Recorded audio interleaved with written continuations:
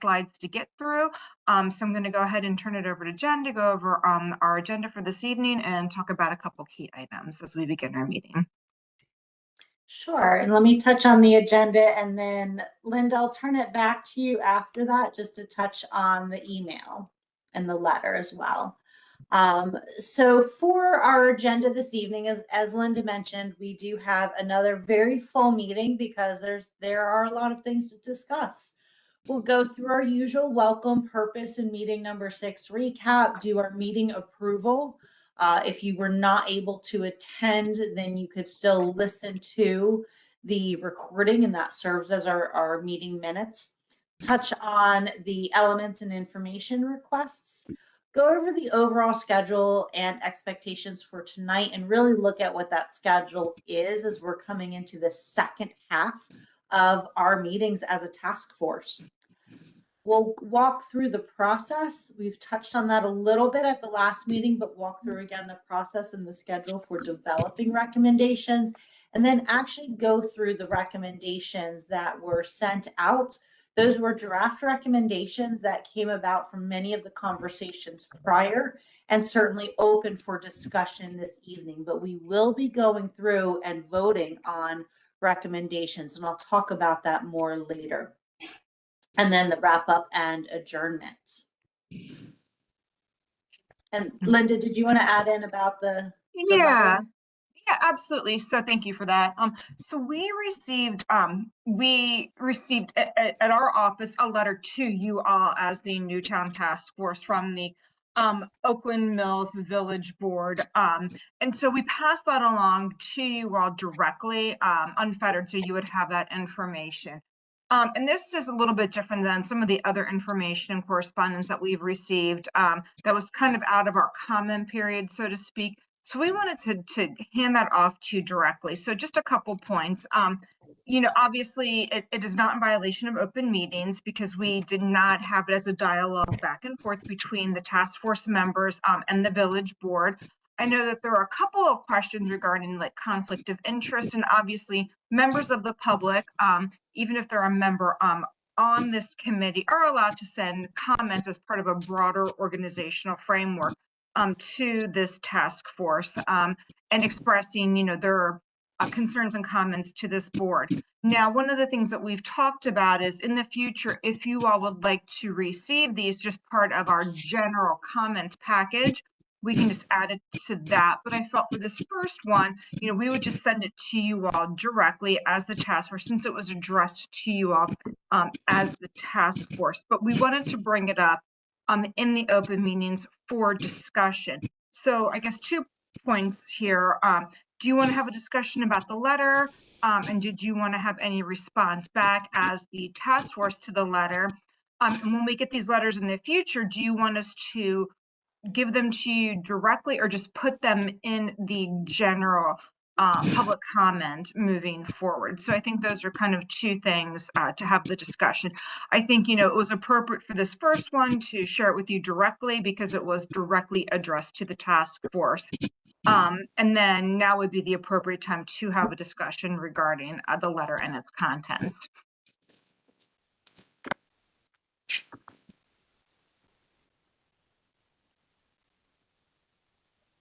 Okay, so I'll think everyone signs that they don't want a discussion. And then I guess moving forward that we can do you want us to pass them along to you directly as just a letter, or we can just add them then to the public comment in general? Are there any discussion regarding that? If not, then we'll just go ahead and put them into the public comment, and that way you'll just have those in the I guess our book, the online notebook as part of the public comment section. And we'll just let you know when we get things that we're just going to upload them into that virtual binder. Okay, so I see Ryan, you had raised your hand and then lowered it, and same thing with Brian. So Ryan and then Brian. So Ryan, was there anything that you had wanted to share? Yeah, I would Yeah, I just was just suggest. gonna say. So one moment, Brian. We've got a Ryan and a Brian. So Brian will go first, and then Brian England. Yeah, I was just gonna say I'd appreciate it as part of the general comments package, but it seems like that's the way we were going. So that's why I lowered my hand.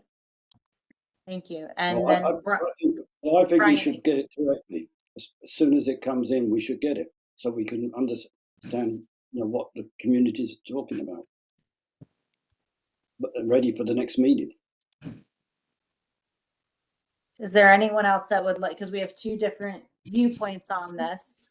What are others' thoughts? Karen and then Fran. Yeah, I agree with Brian. Are you guys talking? I joined a few minutes later. Are we talking about the letter that came from the Oakland Mills Village?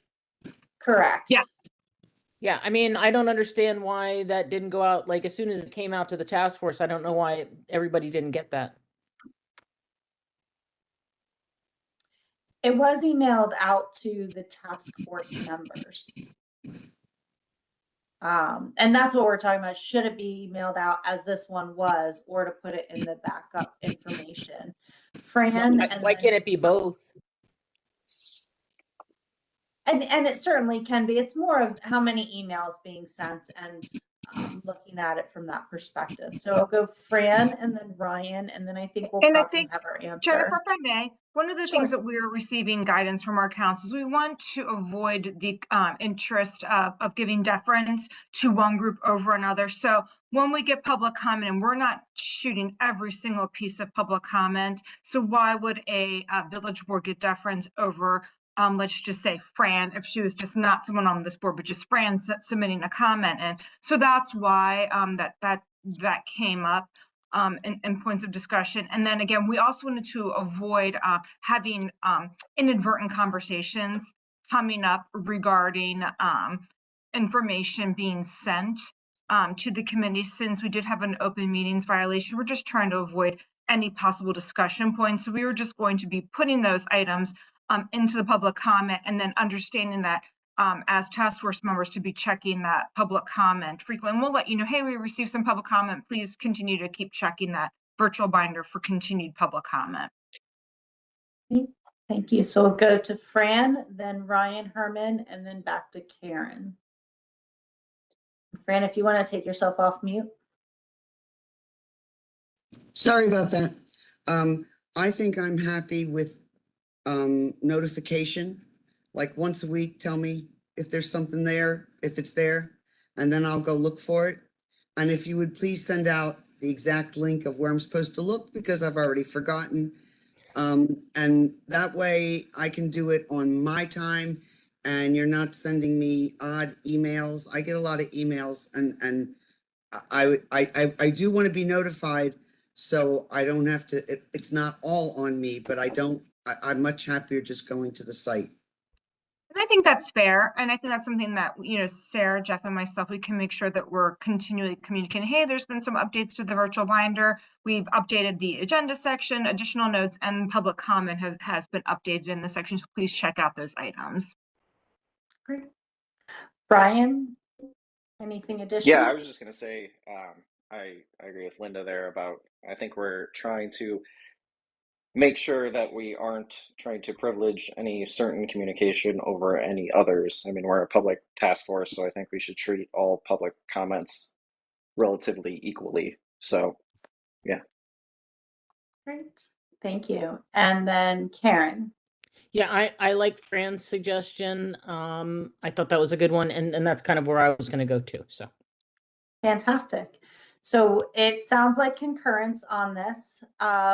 About once a week, you'll get that email stating if there's updates and what to check out, as Linda had noted.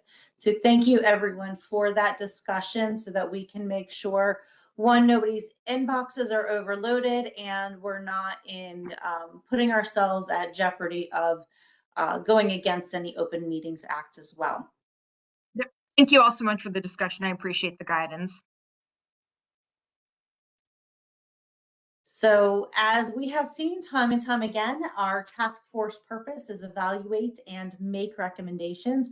We've done the evaluation component in the first set of meetings. We are now to the make recommendations on how to carry forward the framework and looking at modifications to zoning regulations and development processes. Coming back to the same slide that we've had several times, and I'll pause for a moment because Brian, England, I see that your hand is raised. Is there something for these components, or just your hand is still up? No, it's not still up. I put it up because I don't think we've really got into the in-depth discussion about some of these recommendations. We've spoken about them and you put them on the list, but there's not been any in-depth discussion, especially Correct. on governance. That has been we've just touched on it. We haven't heard from the principals people, which is the Columbia Association and Howard Hughes. Now, Linda did say last time that she had spoken with Howard Hughes, and I think it would be interesting to know that conversation, but we can't evaluate things unless we're all on the same page and have all the same data, and we're nowhere near that. Well, Brian, let me go through the agenda and then talk through the process of how these recommendations are being presented and how we're going to discuss them. We are having additional discussions this evening, so let me get through some of this background information, and I'll talk about our process of how we're getting through the recommendations as well. We'll be Okay. able to really dig in a little bit with some of those concerns, as well as making sure that we are all on the same page of what does it mean to make a recommendation out of this task force and what do those next steps look like. So going back with the task force vision, this is what was collaborated within this task force as the vision for Newtown recommendations. Recapping our last meeting in December, so pre-holidays, it feels so long ago now. We had several conversation points, and these are the surveys as we had completed them during the meeting. So reviewing the original petitioner role, should we keep, remove, or modify the role of the original petitioner? And we had either remove or modify as the major, with one being as a keep. We also discussed at that time the uses, materials, and design guidance. Should there be an enhancement or expansion of the uses? We had everybody really saying yes, and yes with considerations. So there will be some conversation as we discuss what some of those recommendations are as well. And then likewise, should there be an enhancement or expansion of material allowances and design guidance? It was yes, yes with considerations, and some that were not sure.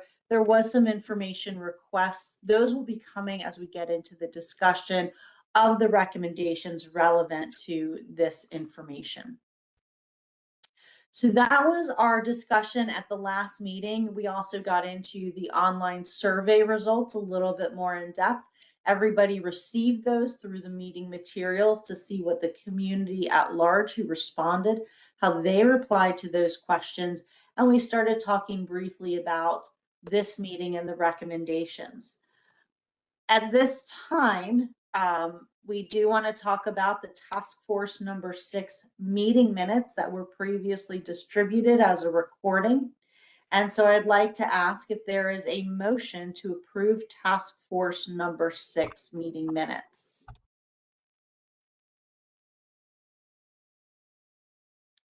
I see that Ashley has said to move it. Motion to approve. Great, thank you, Ashley. And Fran had seconded the motion. Is there any additional discussion to those meeting minutes as the recording? Seeing none, all those in favor, please signify by saying aye. Aye. Or Aye. visually raising your hand. Any opposed, please say, I'll let everyone's hands come back down for a moment. Please say nay. All right, motion has passed and we have approved the meeting minutes. Our overall schedule, we continue to move through our timeline here. So we have completed more task force meetings than we have left.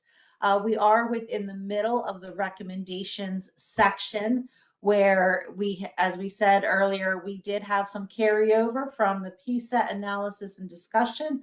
We're beginning these recommendations and our discussions now. And then we will be moving into that draft report, which will be a compilation of all of the work that this task force has done, being pulled together and then reviewed by this task force as well. As we've talked through before in the developing recommendation meetings, we have reviewed the major elements, and those elements will be further refined during these recommendations meetings that we are conducting at this time. And expectations for meetings, really wanting to give a look ahead. So it's not, we've done a lot of meeting by meeting in the past, but talking through. So this evening, we'll be looking at our recommendations, talking about the survey responses, the background information, doing a lot of touch base, bringing information forward. We'll have that together. Then we'll put a recommendation up that is you had already received by email as those potential recommendations. We'll have discussion, and then we'll come to a vote with those. That will be the same for February. And then in March, we also have the public meeting round 2, as well as our task force meeting, where we're really going to take and all of the recommendations that we will have talked about, we're going to come back to them in March just to confirm in case there's something that we decided tonight and everybody is in agreement with. And I'll touch on some of these later as well with the decision tree aspects of them, but maybe there's something that we're all saying, yes, we absolutely agree with this tonight. And there's something out of next month's meeting where it's, no, we don't agree with this, but that doesn't quite coincide with each other. That's what the purpose of March's meeting is to be able to look at all of them holistically and make sure that there are no gaps between our discussions, the recommendations that have been made, and then the final recommendations moving forward. So you just want to take a moment and explain that, so that even as we say, maybe it is something we say no to tonight, but there's another part of it that's very much interlinked, as many of you have talked about throughout the various meetings. It's a lot of iteration, very much an iterative process. So it's not that everything is definitive this evening. We will do that cross check and double check to make sure that all of the recommendations as we discuss them are able to be aligned with all of the recommendations. So we're not sending people in different directions. And then of course, in April, we'll finalize that recommendations report using all of the public input. So as I mentioned, we'll talk a little bit about the process here. And Brian, I think this will address your question in the beginning. So as we've discussed and what we've been using all along, following Robert's Rules of Order, and it's Robert's rules, it's kind of more of the Bob's rules. And where in particular, as I've shared with the county and JMT team, I am an advocate of Robert's Rules of Parliamentary Procedure. I've done Parley Pro many times over for various organizations. It is not the way we're going to be completely doing it this evening. We are going to have some discussion before we get into making motions and seconds, so that we can kind of walk through what the thoughts are and what people's concerns are, whether they like it, don't like it. As we come to talking about different amendments to it, or we don't like this one, we want to come up with something else, that is absolutely an option and an opportunity, but we will also make sure that it is written. I have some blank pages that I'll be able to share so we can have that in writing. And that will be something to make sure even amendments or any changes, we're going to put up on the screen in writing so everybody knows what it is, and we have it very well documented as well as to any changes we're making.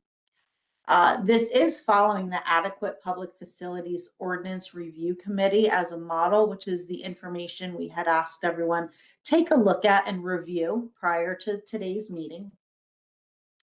Now, what I really want to hone in on with the recommendations. So the new town task force does not have to have the details fully vetted.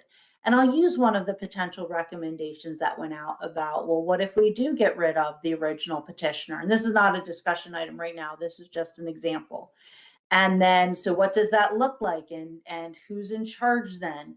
And one of those recommendations that we'll talk about later is written as, well, maybe we don't have it as the original petitioner. Maybe it's the planning board or another entity in that method. The recommendation then is that we want to look at removing that original petitioner. The exact hows and nuts and bolts and how it all functions and how it all works, we don't have to develop all of that information at this time. The recommendation is the action that needs to be taken to improve or modify or change or remove some aspect of it. Any recommendation coming out of this task force still needs to go through and be vetted to look at the intended consequences, the unintended consequences, and make sure from a language, especially if it's zoning language, that it is all still working appropriately. And I see your hand, Karen. I'll come to you in one moment here. The second bullet on here is recommendations need to be in line as well with that Newtown Task Force vision of where Columbia should be in the 10, 20 plus years. You know, what is it that we really appreciate how it is today, but as the world around us is changing, what might we need to change to continue to maintain or improve upon what's there today and keeping that relevant within the world that is changing around us? So with that, I'll go to Karen and then to Greg. Yeah, my question is this: is so when we're talking about using the original petitioner as the example, I don't think anybody really understands what the original petitioner does. I mean, they're only mentioned, I think, once, maybe twice in the zoning regulations. And so I don't think anybody here, when you're saying we're going to make a recommendation about whether we should keep the original petitioner or not, there's no understanding of what that actually means. Like, and so I get that we wouldn't, like, if we really had a true understanding of what the original petitioner did, what their role was, and why it's in there. I mean, I think I have a sense of it, but we've never really, I don't feel like we've really vetted that out. So why are we even bringing that up? Like, there was never to me, any rationale as to why we would want to remove them. That never got discussed. The only question that came to us was, should the role of the original petitioner be changed? Well, why are we even asking the question? And that part was never fully vetted to me. So that's why, I mean, I agree with Brian somewhat, is that we're being asked to vote on these recommendations, and some of these questions, it's like, why? Absolutely. And we did during the last meeting have a lot of discussion about the role of the original petitioner. But those are also the things as we're coming to those recommendations. If there is, you have the opportunity to abstain, we also have the opportunity to say, we're not ready to make this decision. And clearly there are a lot of things we've been talking about for quite some time. And I think some of them, even as we talked about them, as we were evaluating them, there was a lot of consensus that was coming, and not taking away the original petitioner one, but there's other ones where there was a lot of consensus coming through the discussions. And so those, we definitely want to make sure that we're finalizing those recommendations, moving them on. If there's ones we need to bring additional conversation to, additional information, then we need to have those conversations so that this task force committee feels comfortable in moving forward with a recommendation. So I'll go to Greg. I saw your hand go up and then down, and then Fran.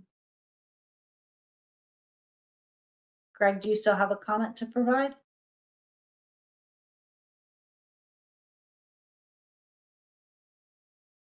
Greg, if you're speaking, you're on mute.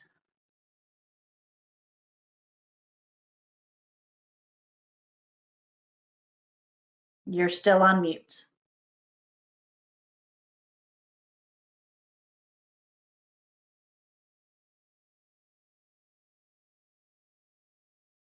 There should be at the bottom a mute and unmute button.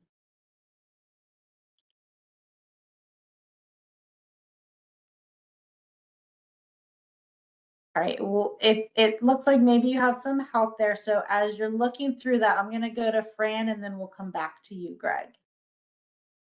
Well, actually, I think you kind of said what I was thinking, is that there's some things I may not have remembered. And so when we get to each topic, we need a synopsis and perhaps an example for, Absolutely. There's some things I think we probably know a lot about, and there's some things that, some evenings were longer than others, and I had to leave sometimes, for example. So it would be good to have a summary, synopsis, whatever you want to call it. Fran, I appreciate you saying that because that is the format that this is set up in.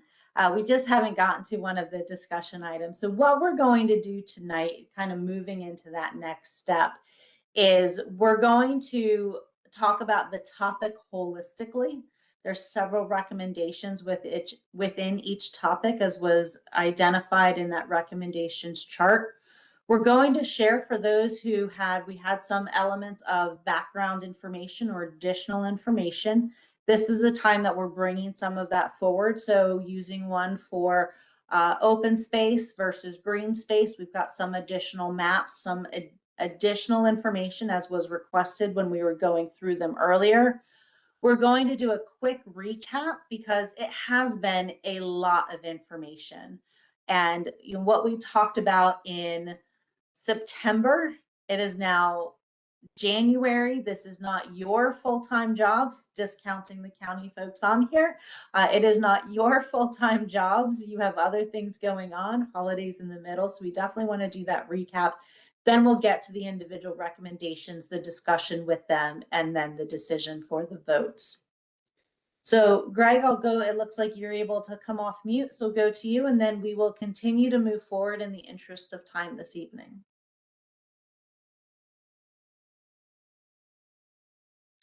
We're not hearing you.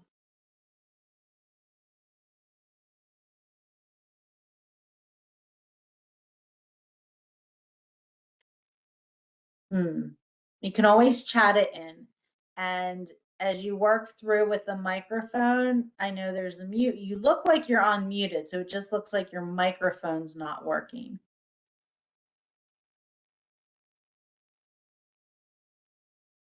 Let me go ahead and Greg, definitely raise your hand. Still can't hear you. So Greg, raise your hand once and you can kind of speak out and we'll pause again. But I do want to keep moving forward. So hold that thought so we can come back to it. This is the tracking spreadsheet from the email that everybody received with the preliminary draft motion for discussion. And these are not simply things that I sat down and went through the notes and said, this is what I want to put out here. This really is from going through the notes, from the conversations, from all the materials we've had to date. These are the ideas and the recommendations that had come out. Some may be, no, we don't want it. And we talked about it, but after thinking it through, and that is certainly the prerogative of every task force member here, as you've thought it through, as you've done more research on your own, as you've gone back and listened, or we've had additional conversations, it may simply be, I don't agree with what I said before. I have changes that I want to think through now. And that is absolutely fine. That's part of this overall process. You'll note that some of them have this goldenrod color or gold or yellow based on, or just shaded in based on your ability to see colors on the screen. So for example, on section 125.0, items 1 through 7 are all shaded in yellow. And likewise on the next one, you'll see additional elements shaded in yellow. Those that are in yellow really are kind of a decision tree recommendation. So if, let's say, we were to restructure Newtown zoning to align with existing land uses in Columbia under new Euclidean zoning. Let's say that is voted yes. Well, there's a number of other recommendations that might not be relevant any longer. And that's where I said that March meeting is where we'll kind of come back to everything, look at it holistically, and make sure that one recommendation that's a yes or a no over here doesn't negatively impact another recommendation over here, that the final total recommendations coming out from this task force are in line with each other. We did talk a lot about the PSET. This is really just a reminder of that preserve, strengthen, enhance, transform. And these next two slides are here to help everybody, because I know for myself, I won't necessarily remember that it was Newtown Task Force meeting number 6 in which we talked about this. I might remember it more by what month it was it virtual, was it in person? And so we wanted to just share, these were the key elements discussed during the PSET meetings, assigned by what month they were talked about. And then the next slide are the recommendations to be discussed tonight. And you'll see, and even on that task, well, tonight and next month, even on that potential recommendations spreadsheet, you'll notice that every major topic, it tells you, if we go back to that sheet, it tells you on here when we had that conversation. So to really help go back, find that documentation. Maybe it was a meeting somebody didn't have the opportunity to attend, and so it's not ringing a bell, or as Fran, you noted, you had to leave earlier. So let me, go back and take a look through those meeting notes again. So everything is cross-referenced, and as noted, we have the January, the February, and then continued discussion or review of recommendations into March. Greg, were you able to get your microphone working? Nope, we're still not hearing you.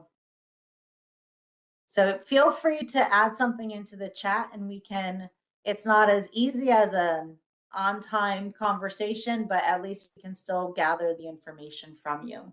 And Greg, I did message Greg on the side, so if I'll work with you on the side, Greg, to try and get the microphone working. So just look for the chat comments. Great, thank you so much, Jeff. Yeah. So looking at the recommendations, wanted to go back as we talked about the Newtown District awareness as our first topic here. This was the information that came out of the community survey that went out in association with public meeting number 1.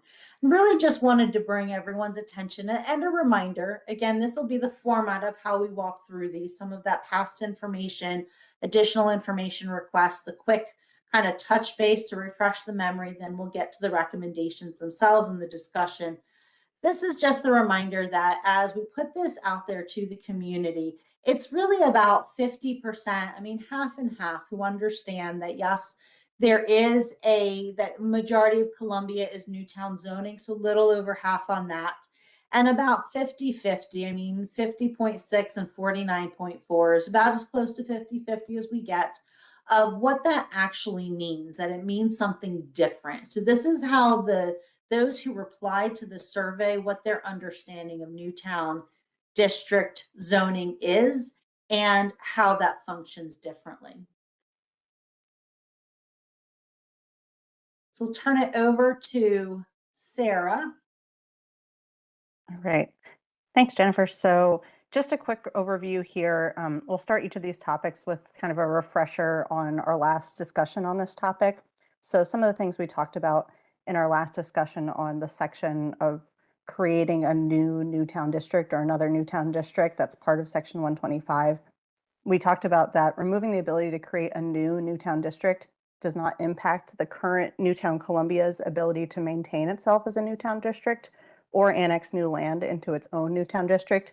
It would just be creating a different Newtown district that's separate from Columbia. And we also know that there's limited to no land left available in the county to create such a large master plan community with the current requirements that are set in place in section 125. And there are a few questions if there are any areas of like underdeveloped land in the county that could be formed into a new Newtown district. So we'll get into those in the next couple slides.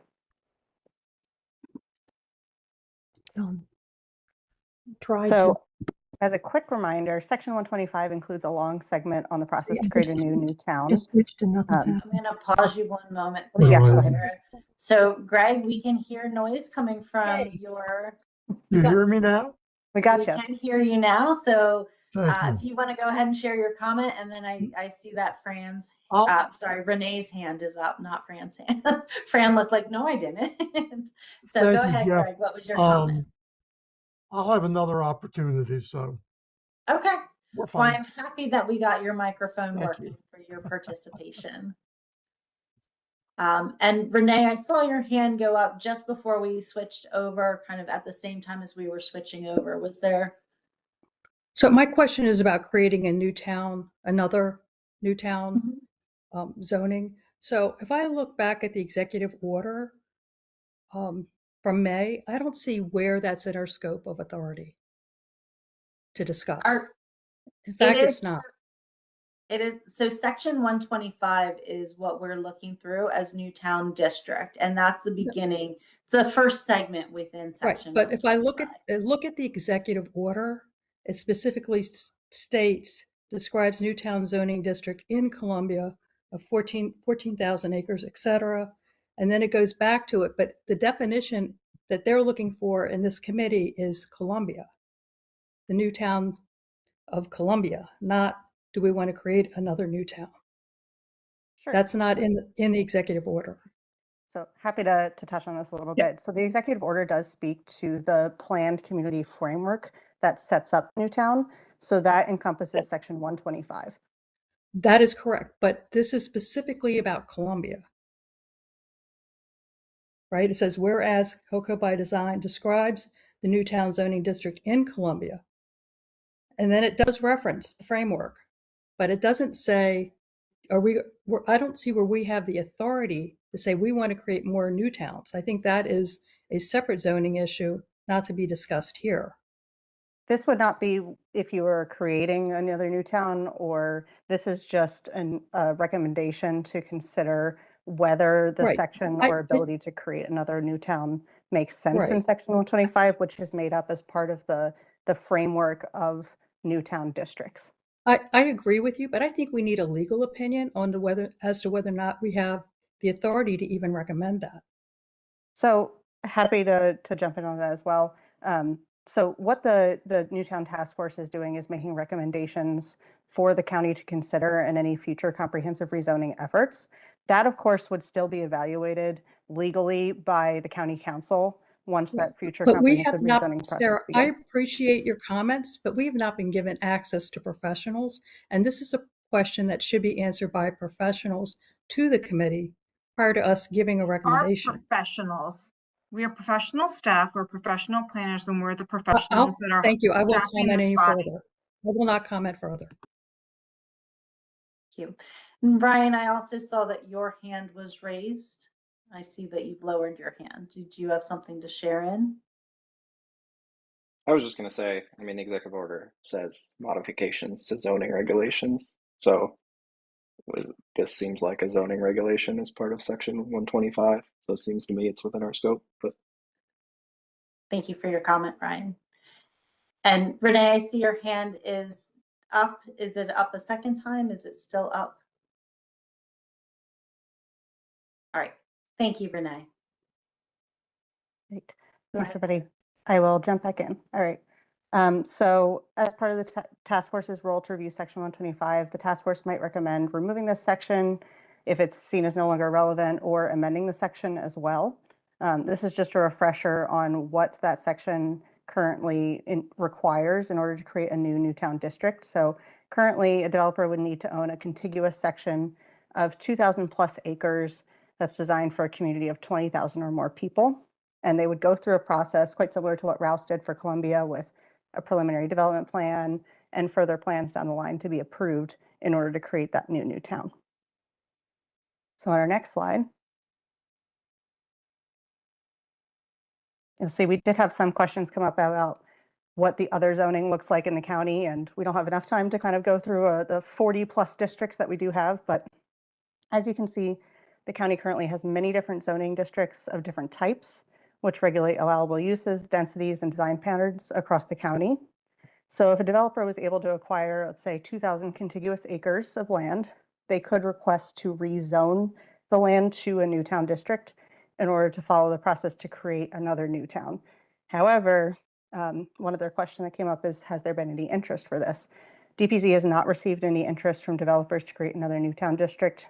Rather, more recent master plan communities have used other Euclidean zoning districts, such as MXD for areas like Maple Lawn or Emerson, or PGCC, which was used for Turf Valley. And then in our next slide. So additionally, when looking at land available in the county to create another new town district, is there that 2,000 acres anywhere? The county's general plan found that only 2% of the land in the county is undeveloped or unprotected, which you can see is that scattered orange area on the map.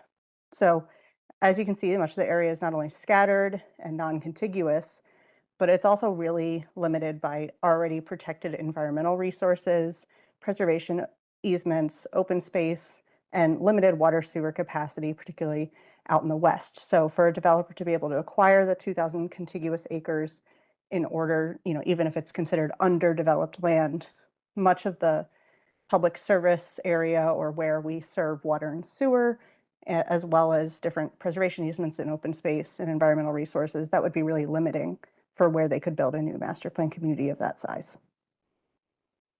So with that, I will pass it back to Jennifer. Great, thank you so much. So with this very first one, you can see a little bit the feel of the flow of how we're doing this. So that's part of it.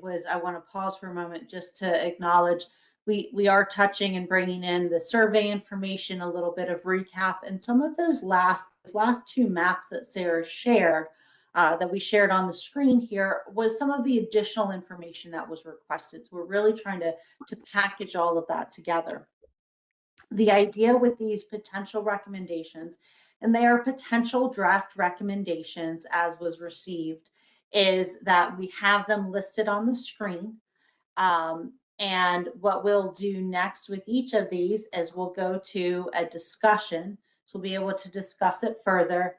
And then we will have somebody make a motion, second that motion. And this is so that we can get to a vote with it. Once that happens, and we're going to take note of that, and each one will just do a roll call vote through, yes, no, or abstain. And, oh, I hit the wrong way. There's the vote, yes or no or abstain.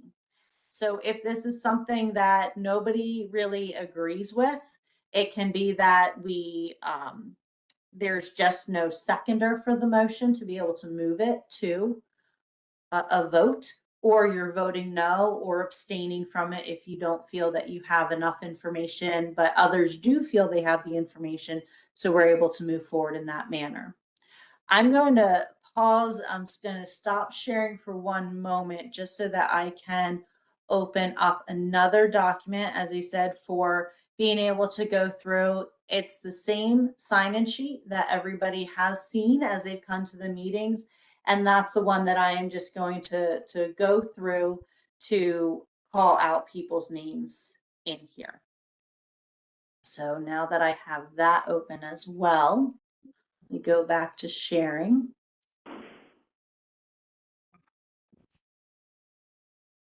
All right. There we go. So hopefully everybody can see this again. So recommendation number one that was in that tally sheet was reduce the acreage requirement to create a new town. So we'll ask is there any discussion that anybody has regarding this recommendation?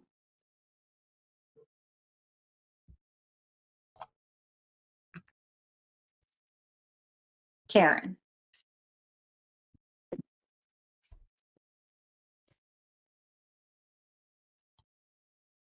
Karen, you're on mute as you're speaking. Yeah, if you could just refresh my memory, because I've only missed one meeting, and that was the meeting in December. And I completely recall us talking about the acreage requirement for a new town district and things like that. Reduce the acreage requirement to create a new town? Why? What was the reason? What's the rationale for why we would want to do that? So I have a ton of questions about that one. I don't necessarily think this is a bad idea. I am one of those people who thinks we should just take Newtown zoning and spread it to the rest of Howard County. So I don't think this is necessarily a bad idea, but I would like to know why do we think that that's what we want to do? What was the rationale behind that? So the thought behind where this, again, these draft recommendations came from looking over all the conversations, everything that went with it. And one of the comments that came up was, well, if we because in the conversation, it was exactly as that map had shown. There's not a lot of area, there's not a lot of space. There's other ways to do new town zoning. And there was a comment made during that meeting early on of, well, what if it's a smaller acreage requirement? Then you could do it again elsewhere. And so that was one of the recommendations. And just as we look at each of these recommendations, the ones that say just remove this section, let's not have another Newtown zoning district because there's other ways to develop that land, this is where I said we'll go back and we'll look at all of these recommendations together. Because let's say everybody says, yeah, this is a great idea, let's reduce the acreage. Then I think it's recommendation 3 or 4 in this segment where it says, let's just get rid of it. Well, obviously those two can't coexist. So that's why it's a challenging process and a task force discussion virtually like this, which is why we're taking on this approach of let's kind of go through the different thoughts that came up throughout the meetings and have those quick discussions now. Do we think this is the right thing to do, or do we think, no, this isn't the right thing to do? And I saw Brian's hand and then Joanne's hand. Well, what I would say is John's it's hand, obvious sorry. that Columbia has been a big success and it's a good way of developing a new town. But do we even need an acreage requirement? Because it might not be a new town, it might be a new village, but something that follows the same guidelines of redevelopment, of development. Okay. Joan? So I think that I believe that there are other ways, as you showed, as we were just shown, there's other zoning classifications, other ways that a new town like Maple Lawn or something can be created without them having to fit into the Newtown district. It is my belief that Columbia is in of itself a very unique district. It is a one-of-a-kind district, and we should, the regulations should indicate that this is the one-of-a-kind Newtown district. End of story. 2,500 acres. Keep all that information in there. Create some kind of an initial description at the beginning of this particular zoning regulation, recognizing that this is a development that was created that was created in the 1960s, and here's what we have and here's how we move forward. We don't need to reduce the acreage. There's no way it could be accomplished any other way. Acknowledge that and move forward. I don't think that we even need to vote on this. I just don't think it's a necessary thing to change the requirement. Keep it at 2,500 acres. Recognize that Columbia is one of a kind. Thank you, Joan. I'll go to Michael and then back to Karen. Can you hear me? Yes. It seems unlikely to me that you would be able to achieve the benefits of a new town district if it is much smaller than 2,000 acres. That you wouldn't really be able to master plan a comprehensive community like Columbia was intended to be in that small of a space. And it just seems that using more traditional Euclidean zoning is just as good at that point, since you're already in a state where you're kind of cookie cuttering up a small chunk of land anyways. Thank you, Michael. Karen. Yeah, I think that one of the lovely things about Columbia is it was supposed to prevent against just sprawl, like what you see on, like, say, Route 1 or Route 40, things like that. And even with Snowden River and Broken Land trying to achieve Route 1 and Route 40 type status, I actually like the idea. I think, yes, if you've just got a very small patch of land, we've got a small patch of land down the street from me that somebody developed, it could only fit like a very specific number of houses.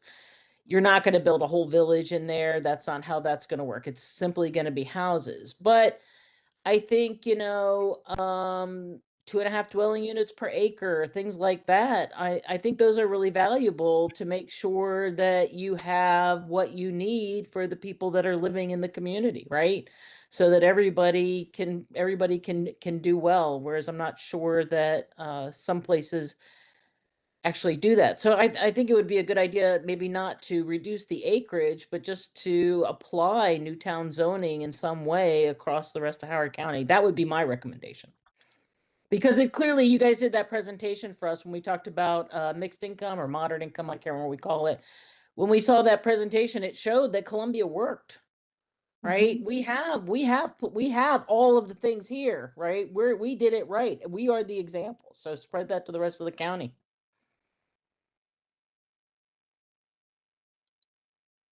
Thank you. And Michael, did your hand go back up or is it still up? My fault. Sorry. No problem.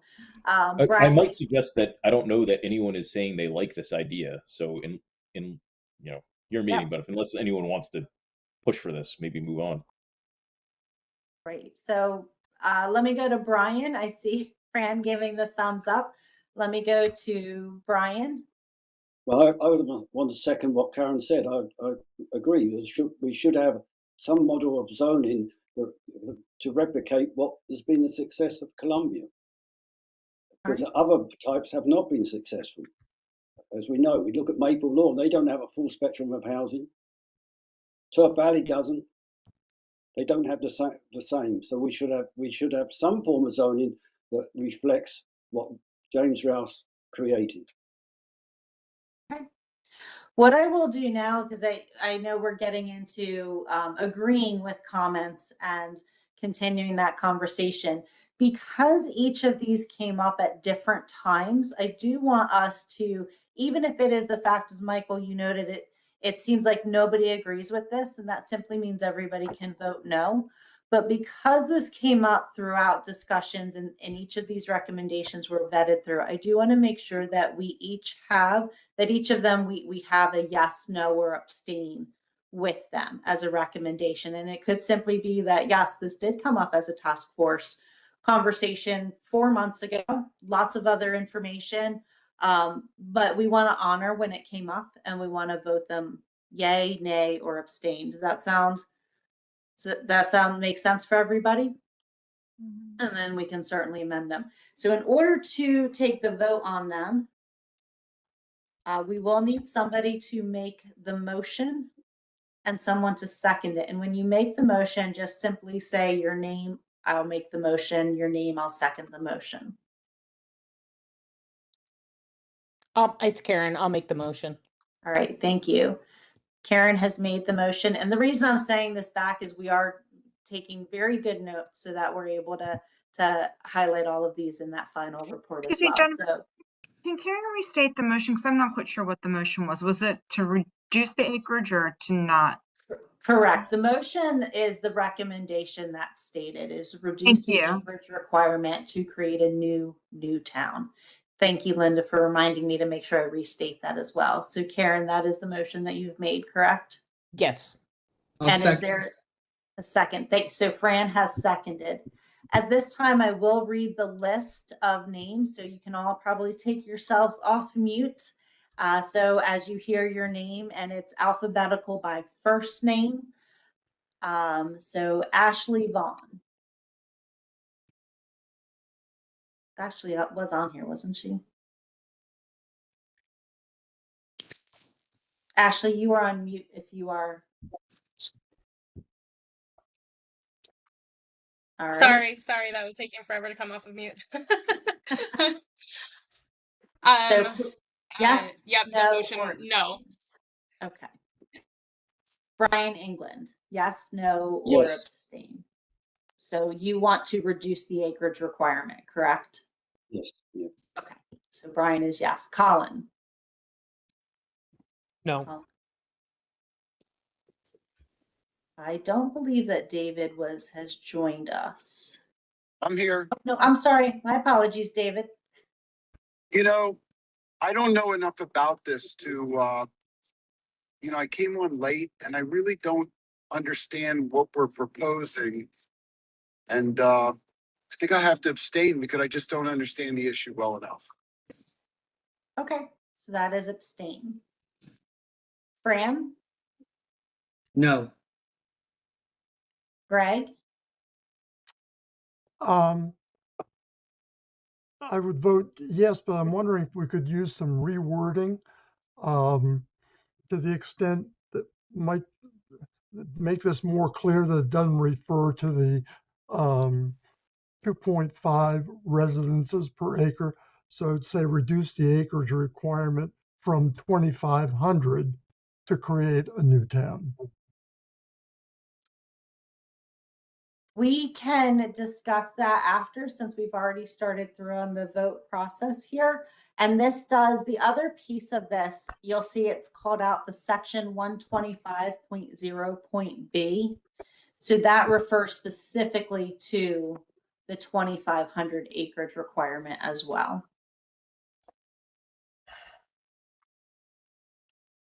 So were you voting yes, no, or abstain? I It is voted about- yes. Okay, thank you. And I don't believe Ian is on this evening. And if I'm here. My apologies again. It's quite all right. I vote no. Joan, No. Judelle. So that's the one who's not here then. Great. I knew there'd be somebody. And was Christy here? I vote no. Thank you. Karen? I'm going to vote yes. Matt? Nope. Michael? No. Nicole? Is Nicole on? All right, I'm not seeing Nicole. Nina? Abstain. Renee? No. Robin? Yes. I hope there's some context around that, but yes. Jennifer, I see Nicole on, but you didn't hear from her. Oh, So I just Nicole- wanted to let you know that. Thank you. My apologies, Nicole. I might have gone too quickly past you. I just see able her to- name. Are you able to unmute yourself or type in the chat?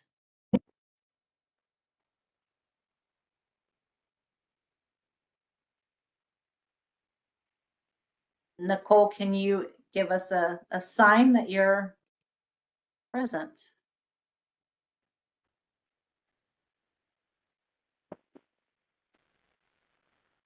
All right, I will go on to Ryan. No. Sharon? No. Nicole just texted me and said that she can't get her mic to turn on. So she's going to log off and log back on and try to get back to you. All right, thank you, David. Yep. And Tim?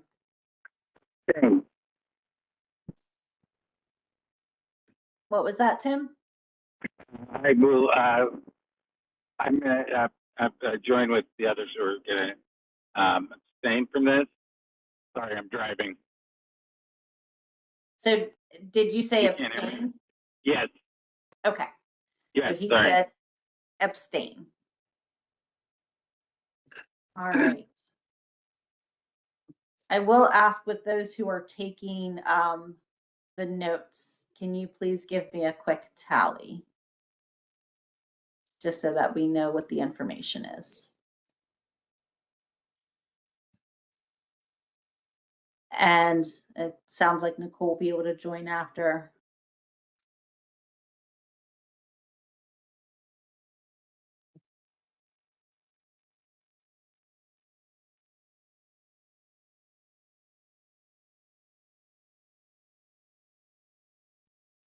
Robin, did we call on you already? We did. I Okay. I voted yes, but that's because we always need some flexibility. Nope, I just wanted to make sure I'm getting some comments off on the side here of whether we've gotten everybody, and I thought that we had. So it looks like. Can I Can I comment? It's Nicole. Yes, thank you, Nicole. Sorry, I was not able to unmute myself, so I had to log back in. I'm going to vote no. All right, thank you. So with that, it is 12 who have said no and 3 who had said yes. So effectively that does take this recommendation as turning this down. So what we'll move then is on to the next piece of it. That is, and again, this may go fairly quickly because I assume the majority of our discussion will occur as we are giving the information and really touching on that very first recommendation, but certainly we always want to have discussion around each of them. So again, within this section 125.0.b about another Newtown district, the recommendation number 2 that came through in some of the meetings was remove the section on creating a new Newtown district. So I will open it up for discussion. Greg, is your hand up on this?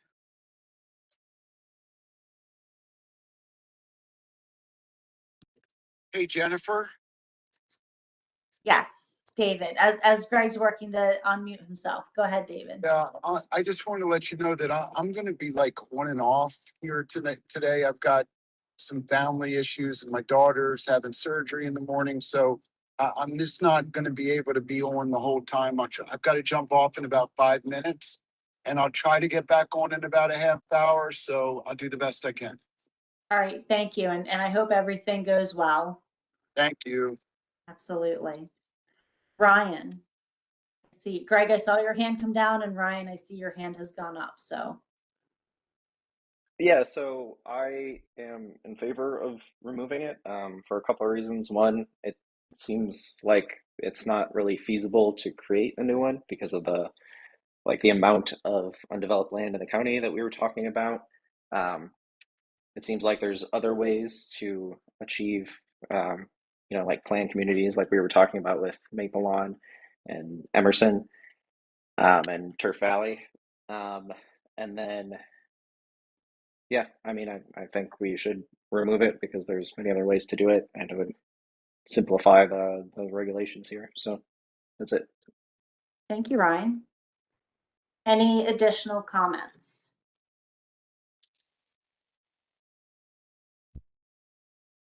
All right. Is there a, go back over here. Is there an individual to make the motion? Or Joan, did you have another comment? I'll just kind of reiterate what I said before. By removing the section on actually creating the district, because the district is already here, the district exists. So we're just removing that one little piece because you can't get another 2,500 acres with one ownership, et cetera, et cetera. So I am willing to make the motion to remove this particular section on creating a new town district. And as I've said before, we still need to recognize that there is the one and only Columbia Newtown District as part of the regulations. Great. Thank you, Joan. So I've made the motion. And Ryan, are you seconding the motion? Yeah, I'll second. Great. Thank you, Ryan. So again, as we just did, I'll go through. I will start at the top of the list and continue down. It is by first name alphabetically, so listen as it comes close to your portion of the alphabet. So the vote is yes, and a vote of yes says, yes, I want to remove the section on creating a new Newtown district. It does not do away with Columbia as a Newtown district. It just means that there is not another Newtown district. A vote of no says, I want to keep that section in there, and a vote to abstain says, I don't feel ready to speak to this. I did see a hand go up. And before we get into the voting, I just want to make sure, one, Joan, your hand is still up. And I saw— It was Robin. Robin, thank you. Robin, Thank did you. you have something? Thank you, Robin. I do. Before you do take the vote, can you just restate the motion one more time so everyone knows exactly what it is? That's all. Absolutely. Great. I will do that. And then Brian, I see your hand up as well. Did you want to add to Don't the we want to have some discussion? discussion on this before we do it? Isn't that what we're supposed to do? We were having some discussion. I did not see any additional hands, so I was moving to the Oh, motion, okay. but I thought we please. went straight into a vote. We did have a little bit of discussion. I asked if there was any additional comments, but definitely Brian want to have, if you have anything else for the discussion, please let us know. Yeah, well, I would just say again, I want to, for the record, say that here we have Columbia Newtown zoning district that's been a success. Why would we want to remove it from the regulations? Though it's been much more of a success than any of the other mentioned planned developments. So I just wanted that for the record. Thank you. Great. Thank you, Brian. Robin, did you have anything else to add in, or is your hand still up from before?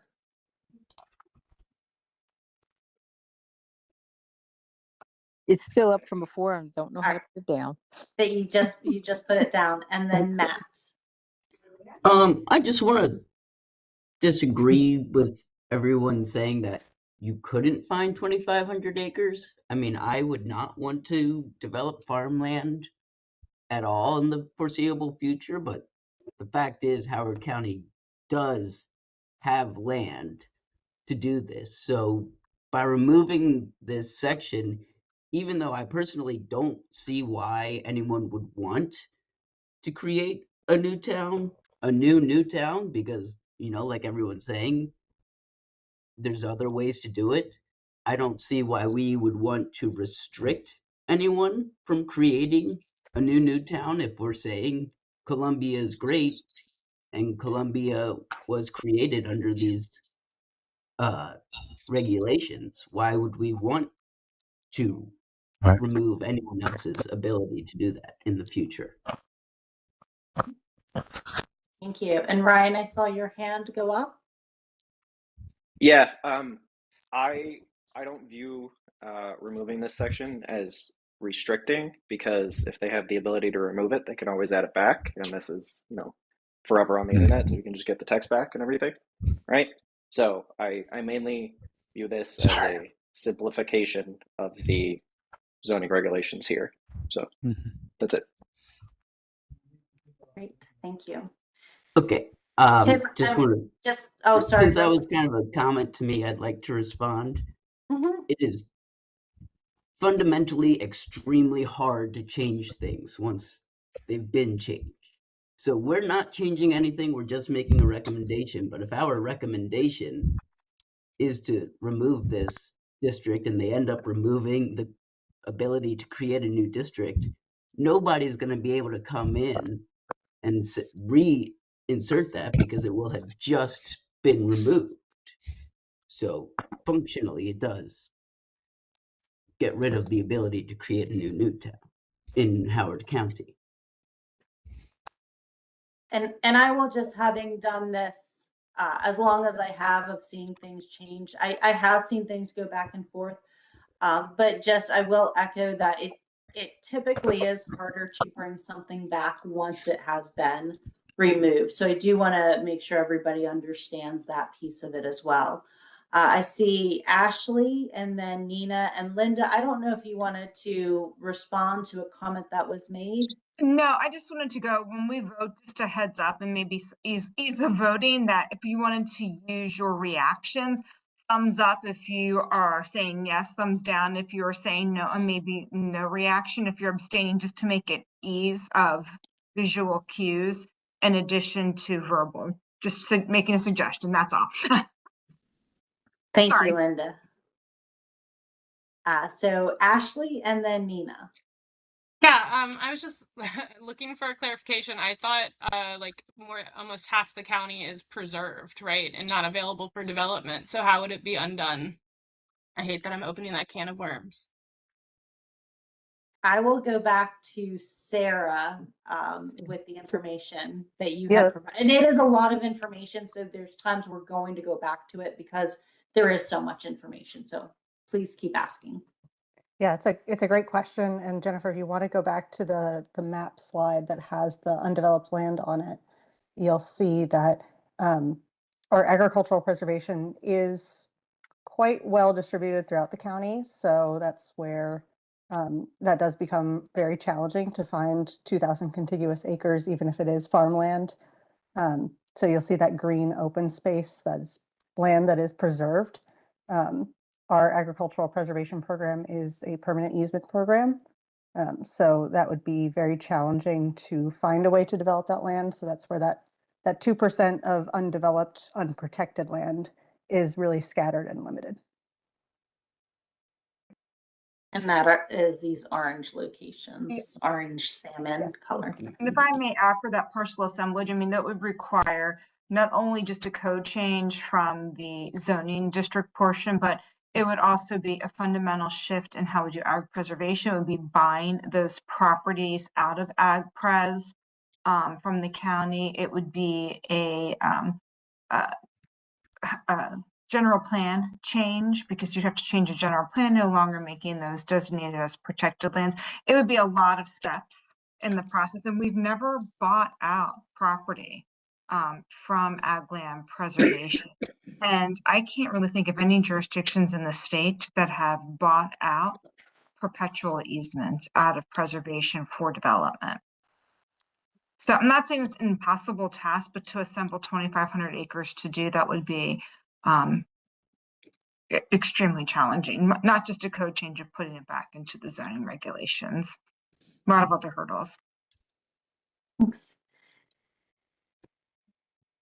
And so Ashley, it looks like you raised your, oh, Nina was still up. Ashley, was it a response to that or a new comment? Nina can go. Okay. So Sure. Nina. Yeah, it's just I hate to be too in the weeds, but I was just curious, and just candidly, I'm probably just going to abstain from this, but I was just curious as to whether anyone had run these particular recommendations about removals of sections by Office of Law, or if there was any sort of analysis done.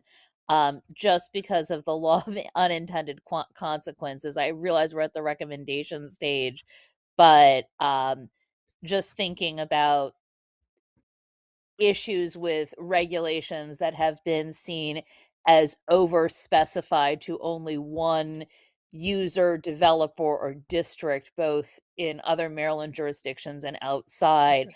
I just get very nervous about removing a designation that functionally was only Columbia, but technically was more than that, without that analysis being done. So I realize we're in the recommendation stage. I just wanted to see if that was on anyone's horizon.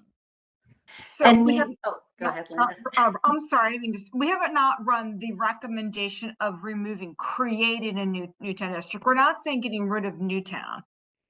So we're just saying the creation of a Newtown district as a recommendation. So to understand your point, if we are saying we are no longer allowing Newtown, I mean, you can't remove a district that's already on the books, but we have not, though, to your point at hand, tested this for legal sufficiency at this point, because we're just at the very preliminary recommendation. No, I understand that, and I'm not trying to get too far into the weeds too early at a recommendation stage. I just, and I can, follow up with you offline about this, but just specifically concerned about whether this creates a situation where there is specialized zoning for Columbia, which is sort of this very odd entity that is a combination community association, combination historically developed by a singular developer, and combination specialized zoning, but not a municipality. So it's, I mean, I just think it's a very complicated issue that before that recommendation is actually, followed through on, but it's on the radar. Right. And Nina, I appreciate that comment. Each of these, so these are task force recommendations with the intention of, as I noted earlier, what does Columbia look like What does this new town zoning look like in 10, 20, 30 years from now? Every recommendation that comes out from this task force will then go through a vetting process and be integrated with what it looks like with the next round of comprehensive zoning.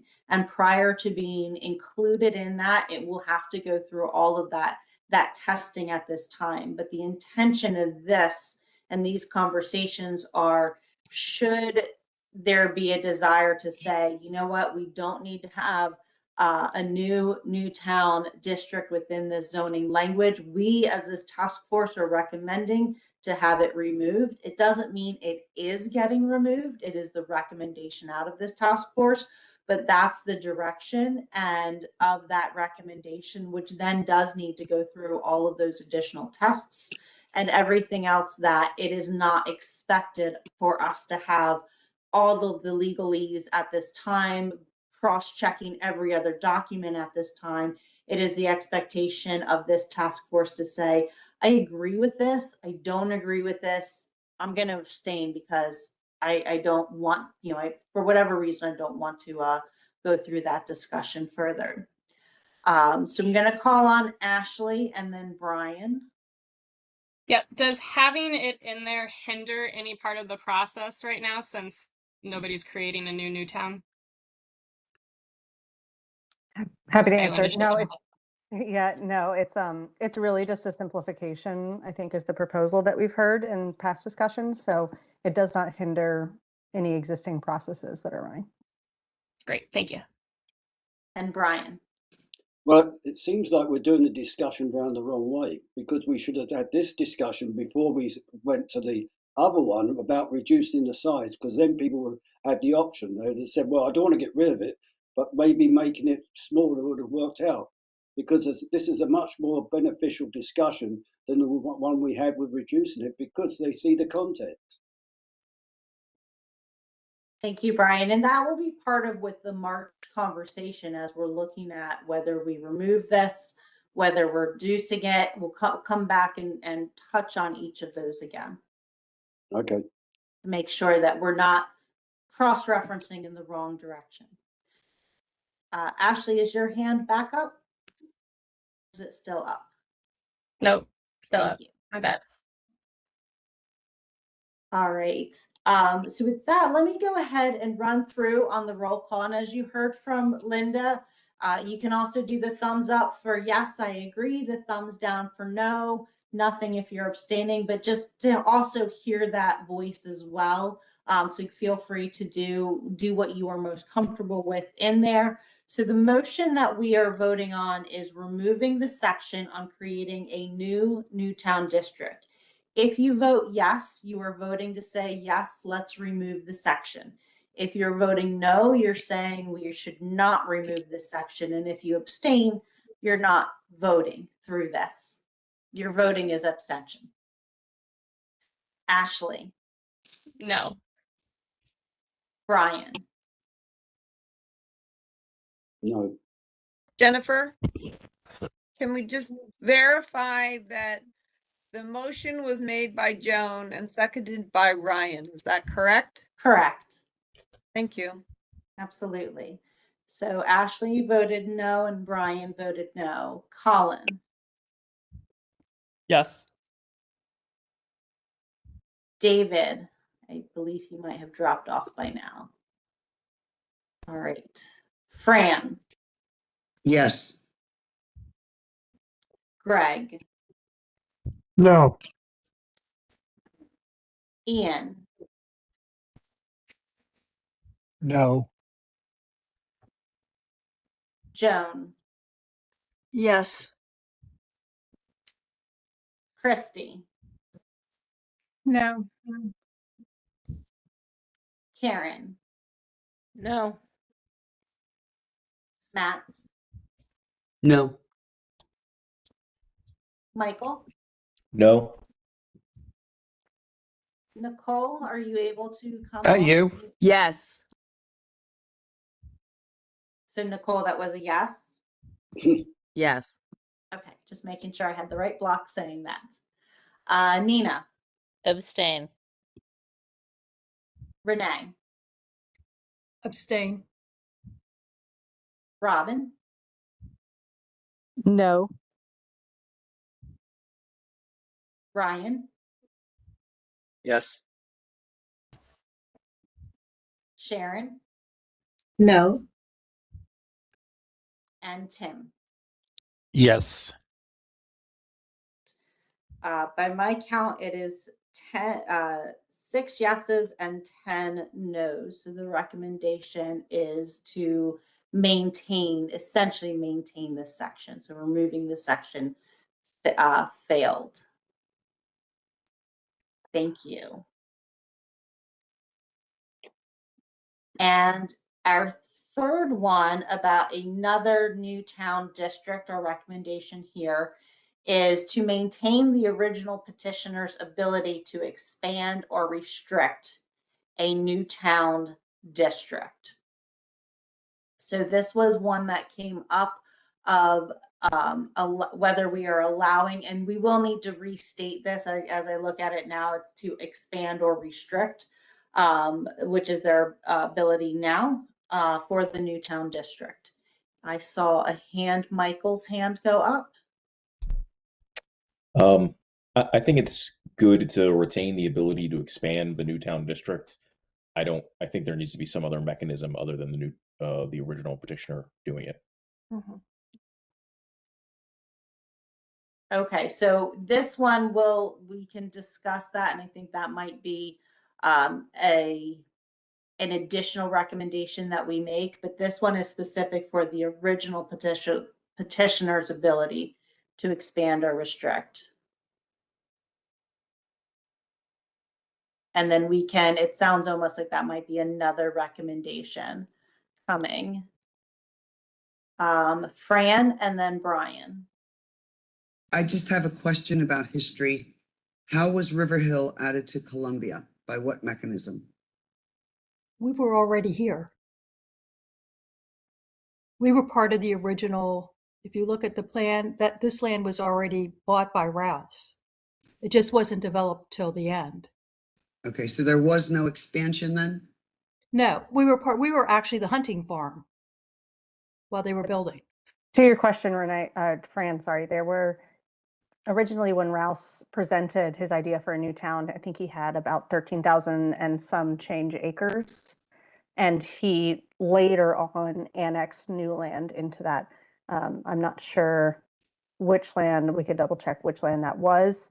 But I think it was a few different segments to build up to that 14,000 and so that there is today. Brian.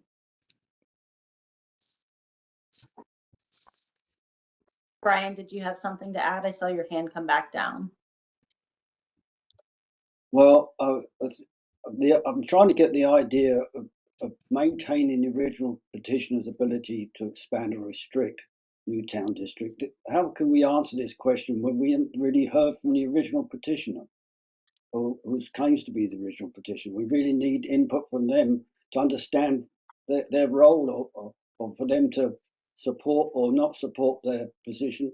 We need more discussion, it seems to me. We really haven't got in depth enough to answer this question. And so some of this is the desire line as well of where do you see it coming in the future? And certainly, as I'm seeing many other hands raised, we'll continue to have discussion with this. Okay. Ashley's hand. I saw Ashley and then Tim and then Greg. If the vote is no, what becomes the alternative? Yes. If the vote is no, then we can certainly look at what that means for the alternative. We already heard from Michael as one potential alternative of, to say that there still should be some mechanism to expand or restrict, maybe not with the original petitioner.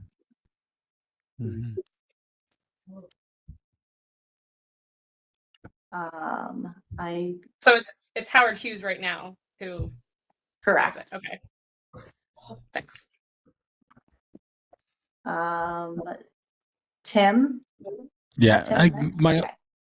Can you hear me? Okay. Yes. My only point is that I think that the original petitioner in this context is no longer relevant, with Howard Hughes not being a Columbia-based organization. And I think it's time for us to at least consider rolling back what the original petitioner, how it's written into code, and start thinking about what are the other things, what are the other mechanisms that could be put in place. I know we've had a pretty robust discussion on it. So I just think that anything that refers to the original petitioner, kind of my bias is to back it out. Okay. Jennifer, I'd like to come back to Ashley's question, what is the alternative? So again, just as our choices are now, so for the FDP, when a property comes forward to make a change on a particular FDP, they have to go to planning board to make the ultimate decision. But prior to going to planning board, they have to get the authority and approval of the original petitioner. So what that would be doing would be taking that original petitioner's eliminating the request step from the original petitioner and still going to the planning board for the decision-making ability. If, as we do with any change in a zoning request outside of Newtown, the alternative is you go before the zoning board for a map change. Or if it's a regulation amendment, you go before county council. So those mechanisms are still in place, and those would be the mechanisms that would be in place for any regulation or map changes. So the original petitioner is just a midpoint in a process that we're just asking to be removed, and asking you all if your recommendation would be to remove, because it's just an additional step that maybe isn't necessarily appropriate at this point in time. And Sarah, I don't know if you have any additional insight you'd like to offer as we have this discussion. No, I think that's a great answer, Linda. It's similar to any rezoning in the county. That's a process that the planning board can still go through, whether or not this for this existing text. It basically refers to explicitly the original petitioner can be the applicant and is the only applicant that can annex that land. So if that were removed, that might allow others to annex that land into Newtown. And so I'm going to also share over here that perhaps this becomes just aiding in. So this is talking about maintaining the ability to expand or restrict a Newtown district. And this is, as Linda and Sarah noted, it still exists if we remove the original petitioner's ability to do it. It exists because of the other functions that already exist within Howard County. So the intention of how this is worded on the primary screen of maintain the original's petitioner ability is really about the original petitioner within this context. I know we had a number of hands. So after Tim spoke, I want to say went back. Did it go back to? No, it went to Greg after that. Thank you. It's an interesting discussion.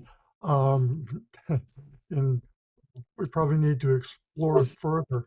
But to me, one of the things, whether it's continues to be Howard Hughes or a successor organization that ostensibly argues for the integrity and the character as the community was originally designed by Rouse, the ability to do it is fascinating. And as an example, let's say you take a contiguous piece of ground like Clark's Farm and incorporate it into Newtown. Could help to, if you made it all residential, townhomes and single families or whatever, it might allow some flexibility with the with density and with the ratio cap. So it's an interesting discussion. We should explore it further. Thank you. Thank you. We'll go to Christy, then Nina, then Karen, and then Brian.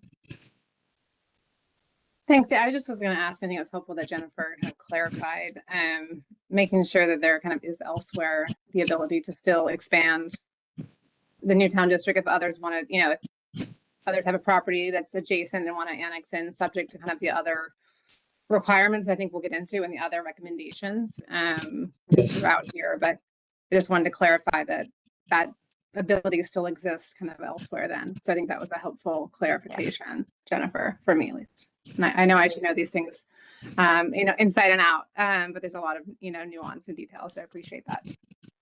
Absolutely. Nina?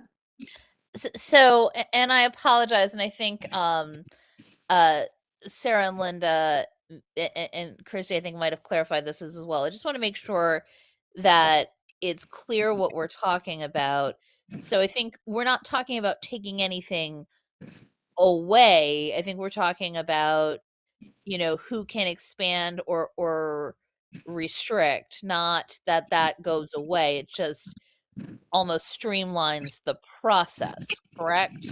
Correct. Okay, that's it for me. Great. Karen? When you say it streamlines, I'm confused by that. When you say it streamlines, I have other things I want to say, but what do you mean it streamlines the process? So this is my understanding, at least. I don't think we're talking about the original petitioner's abilities or control over other things. I think we're talking specifically about expanding or restricting the geographical scope of Newtown. So instead of first you go to the original petitioner, Howard Hughes, Howard Research and Development, whatever we want to refer to it as, I think it's HRD in the documents, and say, this is what I'd like to do to, as Greg said, maybe I'm, Clark's and I want to, maybe let's call it Blackacre, because I think Martha would never do that. But, that you've got a adjacent property that you want to have become part of the Newtown district. Previously, you'd have to go to the original petitioner and say, original petitioner, please expand so I can be part of the district. Now you can go to Howard County and go through that process directly. Am I understanding that correctly? Linda, I'll let you. More or less. That would be like a map rezoning. Even more fundamentally, it would really streamline the process for final development plan amendments, is where we have most of these cases come up. So for instance, if there is a land use change within a final development plan map, for instance, that comes to planning board for planning board approval, those projects actually have to go to the original petitioner to ask for a change in that map specifically. Yes. And they would have to go at that point in time. So beyond even an expansion, something as simple as that, which could actually just even be a property owner of a small business or a home maybe needing a slight change, would actually have to go to the original petitioner for that change before going to planning board, and then having planning board be the approving body. So would it be fair to say, Linda, that if I have, just like, I guess use Long Reach redevelopment as an example, I assume that if the FDP, those changes were made in the FDP on land use types, there is an intermediate step where the owner or the contract purchaser would need to go to Howard Hughes and have Howard Hughes make the change or request the change on the FDP for the use, expanding or restricting the use, yes, etc.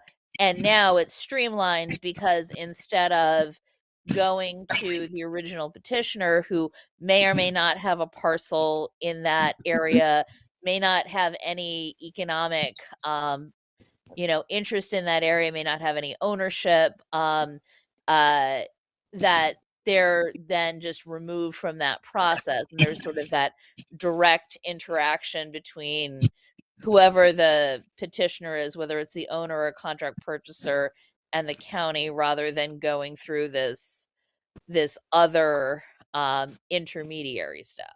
Yeah, more or less. I mean, that's a PDP amendment, more or less, yes. So, okay, so then my question is, aren't we actually talking about the role that right now Howard Hughes plays that actually should be the Columbia Association as we're talking about the architectural committee, right? No. We're talking about, I mean, that's what it seems like to me, that we're saying, just like, you know, if I want to make an addition to my house, I have to go to my village and get it approved. So I don't see how this is any different. So why, I'm not sure why we would get rid of this, why we We're wouldn't not have that talking step. architectural controls, Karen. We're just talking land use controls. I which know that we're talking land use controls, but some of that is like when Howard Hughes, David just had his, and Howard Hughes just had their suit about what he could or couldn't build on that land, right? Was that That's they a were separate issue restricting? from the design committee, which does regulate, you know, it can affect land uses, it can affect design. That's separate from what's in section 125, which regulates the original petitioner's ability to expand or restrict the Newtown district, as well as the required approvals for amended FDPs for commercial properties. Those are two separate rules. Okay, I'm good. Thank you. Thank you, Karen. Brian, and then Greg, and then Fran. Yeah, I was just trying to understand who would be in the original petitioner's role. Who would do that role, that oversight role? If this were to not pass, and so we don't maintain the original petitioner's role, then that goes through the processes that are in place within Howard County. And Sarah or Linda, if you would like to expand on that any further, please feel free to do so. But there are functions in place that would take the space. But what would take the place? I'm not sure I understand. What we're suggesting is there wouldn't be. You would just go to planning board as you do now. So it'd just be a step removed from the process, and that would be your recommendation. So again, you go to planning board anyway. So what is the role of the original petition? You have to decide, and what we're asking the task force is, how valuable is that role? Do you think it's an important role to have or not? Well, I think it's an important role that someone looks at that, because the FDPs really are the implementation of the comprehensive sketch plans, which actually makes the actual essence of what Columbia is. So there should be that oversight of the whole of the town to make sure it continues to be the planned community it is. And that's the mechanism for doing it. That's by having one person oversight. They're meant to be looking out for the good of Columbia. Well, I see the problem is that we've gone through several original petitioners, General Grove, now Howard Hughes, and so it's been passed hand to hand. And of course, what we really need is someone that really is an original petitioner that's going to look up for the common good of Columbia and keep Columbia just as it should be. So I do want to come back that this recommendation, there is an entire conversation, which I know we're not going to get through all the recommendations this evening, but these are great conversations. This recommendation in particular is not about removing the original petitioner as a whole or as an entity, but just in this segment of removing, maintaining or removing the original petitioner's ability to expand or restrict a new town district. So the other components are still within this, and we'll get to that discussion under the original petitioner as a major topic. I believe that the FDP, the 268 FDPs which make Columbia. So why would we take out oversight of the FDPs from the original petitioner? It seems like we should be keeping that, not have it going just straight to the planning board. So this recommendation is specific to expanding or restricting the district as a whole. It's not in relation to the FDPs. We'll talk about that in a later topic. Oh, okay, because I thought Linda said something about it's to do with. I was just giving an example of what the role the original petitioner plays. Thank you for clarifying. Oh, okay. I think it needs more discussion. Right. I believe it was Fran and then Greg. I just have a question, and that is, there are out parcel communities. There's one near where I live called Dasher something or other. If that community wanted to join Columbia, what is its first step now? And if we take this out, what is its step? I need the example.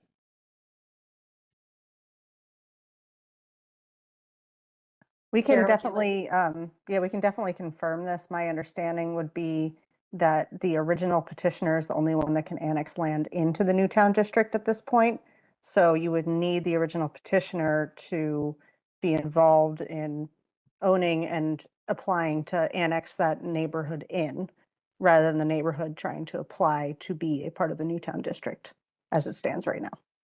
Okay, So then they would be I part get. oh, Sorry. Brad, may I just, so they would be part of the Newtown district, but not part of Columbia Association.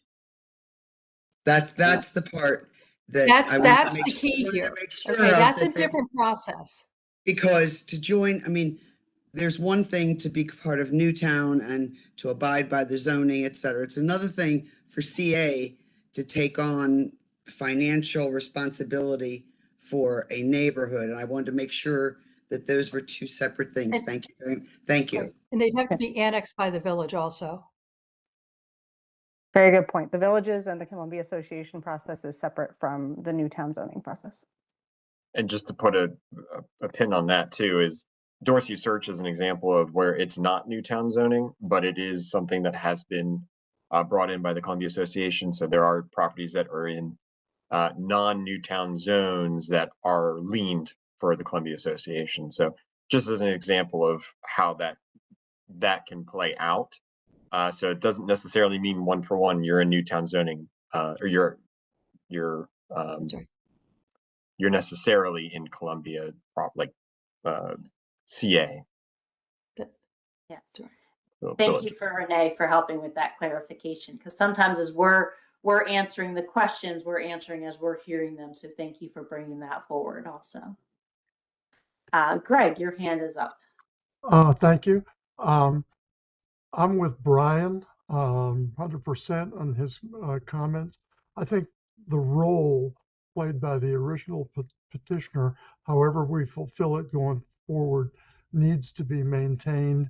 The thought of going directly to the county, to me, is, as I look at the landscape and things that have been done, I find it to be scary. It throws it into the realm of politics. And other outside influences. Don't like that at all. Thank you. Thank you. Joan.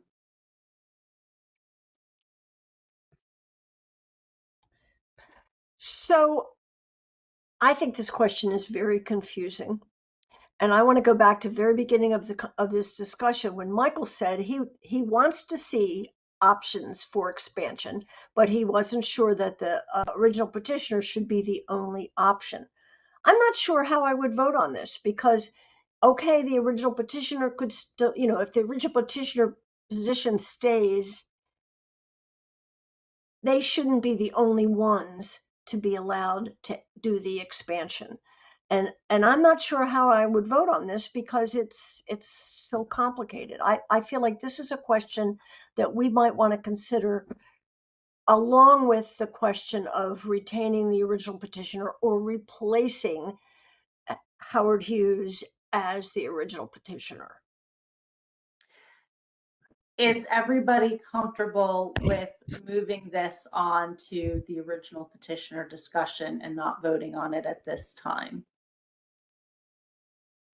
I'm seeing thumbs up, shaking heads. Okay. Because we do have quite a few of these to go through and definitely want to try to get to as many as possible tonight. And then we do have our next meeting. So for our meeting notes, we will bring this back as a conversation, a recommendation to be considered within the original petitioner materials as well. So we can identify that, discuss that, and then come back to this one also. So with that, let's go ahead and talk about the next major topic. So that was just our very first main topic. I know we've spent most of our evening on that. Hopefully you have a very good feel now how this process will go. And I want to turn it over to Sarah to walk through our next major topic is the PDP, the FDP, the CSP, all of the P's structure. All right. Thank you, Jennifer. And I will quickly go through this. We, may get to some of the recommendations for this section, but I'm going to guess that we will not get to all of them. So we may need to move under the wrap up and split this topic over a little bit. But just a quick reminder of our discussion from the last time we had this topic come up in our PSET meetings. One thing that was flagged was, the PDP, CSP, FDP structure. All of the steps included in that can be found as too complicated for property owners, developers, and administrators to be able to follow, interpret, and implement. There's a lot of concerns about FDPs being inconsistent, as well as concerns about, while wanting to maintain that transparency and the public engagement, concern about the number of meetings and the, complex development processes as part of that. And then also looking for flexibility for new and modern land uses like mixed use areas. So on our next slide, you'll see, this is just a quick reminder, you might remember these 4 steps or stages that section 125 kind of contains each of these steps of the Newtown development process. You've got your preliminary development plan, which is, your big overarching set of here's where residential will be, here's where commercial will be. Your comprehensive sketch plans and final developments get a little bit more into the weeds of here's what land uses and bulk regulations are permitted where. And then your site development plans are that really specific, here's what the development's going to look like. Here's how utilities will be hooked up. Here's how parking is going to look like. So those are our 4 steps.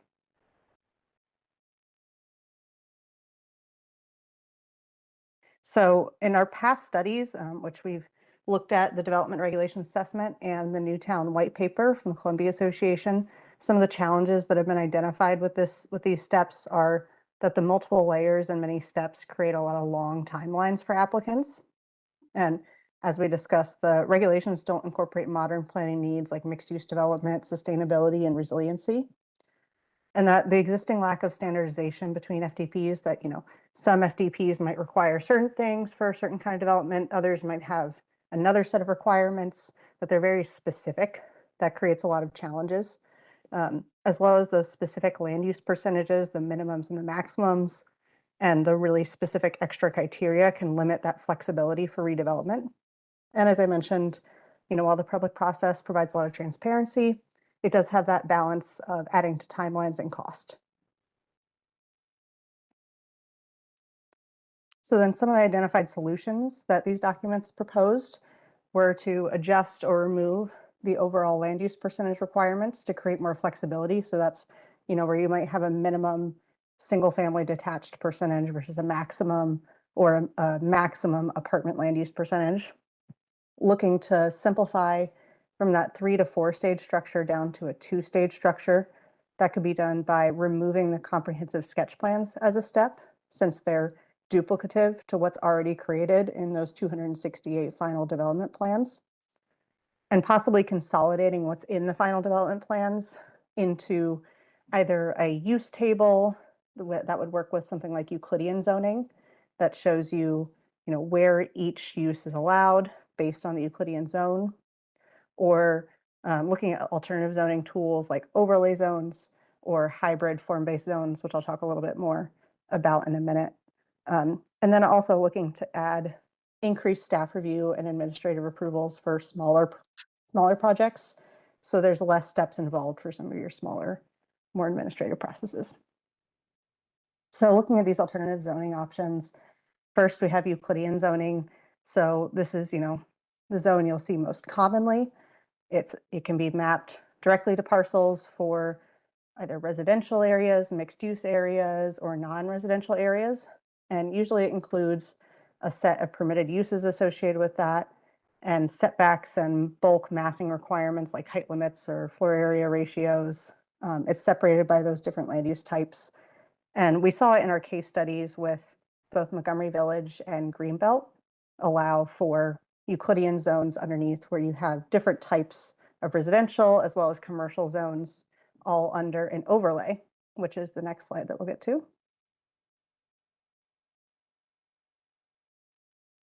So that overlay allows you to add additional criteria for a certain policy goal or incentive that you're aiming for. So you might have a Euclidean zone that says, you know, this area to the east is townhomes, this area to the north is single family detached, and this area to the west is your commercial areas. That might be your Euclidean map. And then over top of that, you might have an overlay district that says, for all of these areas, we'd like to add a special requirement for open space or for certain design characters or certain types of, you know, categories like historic areas. So that's something that's been implemented in both Montgomery Village, as we saw with the Montgomery Village overlay, and in Greenbelt. And then lastly, you kind of have your alternative zoning options. So each of these are different zoning tools that can be used. Firstly, there's your performance-based zoning. So what that does is allows more flexibility in what development looks like, but it requires developers to meet certain goals, or typically, you know, it might be a quantitative outcome of some kind. So that could be, you know, in order to attain a certain amount of open space, in order to attain a certain amount of missing middle housing types or affordable housing amount. You can achieve that how you want to achieve that in a given area, but the flexibility is there on how to get there.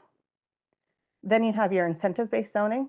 So what that does is it grants incentives. It could be things like density or parking requirement reductions in exchange for certain amenities. So that might, again, be like open space, housing. If you provide those, then you get an increase in your density allowance. And then thirdly, on form-based zoning, that's a much more flexible zone that really focuses on design. So, you know, you can add a certain flexibility of land uses. You might have more options in what land uses are allowed, but it has to look a certain way. It has to feel a certain way. The character is really the important part in a form-based zone. So those are some of the tools that you'll see in consideration and for our upcoming recommendations.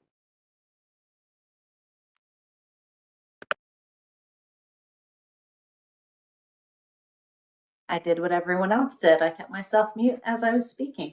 We will go ahead and start our discussion with this first topic, the first recommendation. And again, keep in mind, each of these recommendations were in the materials provided over potential recommendations. Each one might react or interact differently. So we'll discuss them one by one. And that's, as I mentioned before, we will circle back at the end and look at them holistically to make sure there's nothing counteracting something else. So the first recommendation that we heard really through this process was restructure Newtown zoning to align with the existing land uses in Columbia under new Euclidean zoning. So is there discussion? Are there questions? Brian? Yeah, I remember when this came up last time, there was this whole discussion about the length of process to develop land in Columbia. And David Costello said there was this many stages to develop land. And I think there's different things coming up here. One of them is what we're talking about is the procedure in Newtown zoning, which is obviously 125, that process. And then we're muddling in site development plan development. And I think this is where the confusion's coming in. We're talking about recommend changing the zoning. We've already discussed about Newtown zoning earlier on. And I think when we're going back to this structure of implementing this is in place for some future Newtown zoning. And this is what I'm trying to understand, the clarification on this. Because the process you have to go to develop land in Columbia now, like what David Costello said, is not as complicated as he was pointing out. It's a much smaller process. So I think that I'm trying to understand where you're coming from by bringing this all back again to the structure of the actual Newtown zoning that was in place to develop Columbia.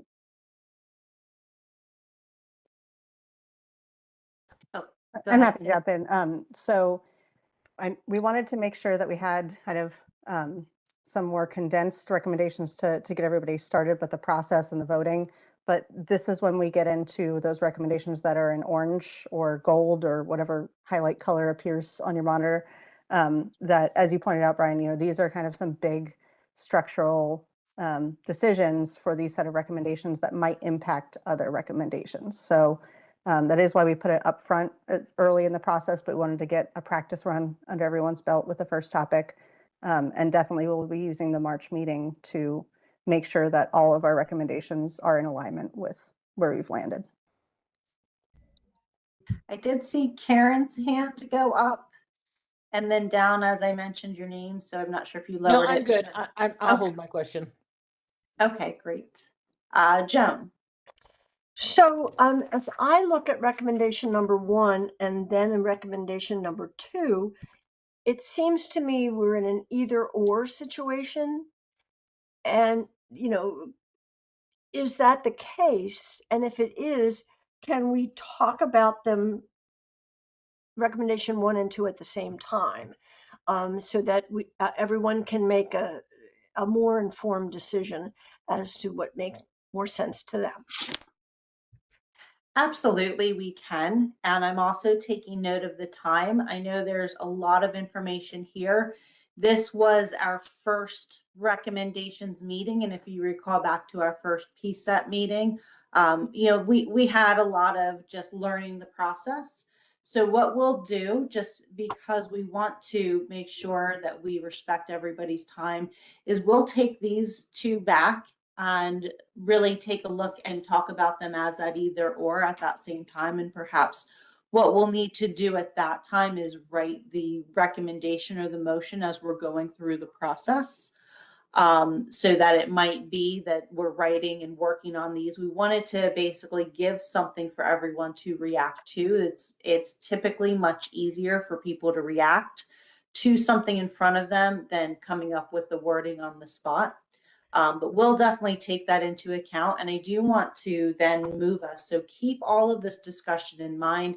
Definitely at the end of this evening, when the recording comes out to you, please go ahead and listen to that again if there's areas that you missed or want more clarification on.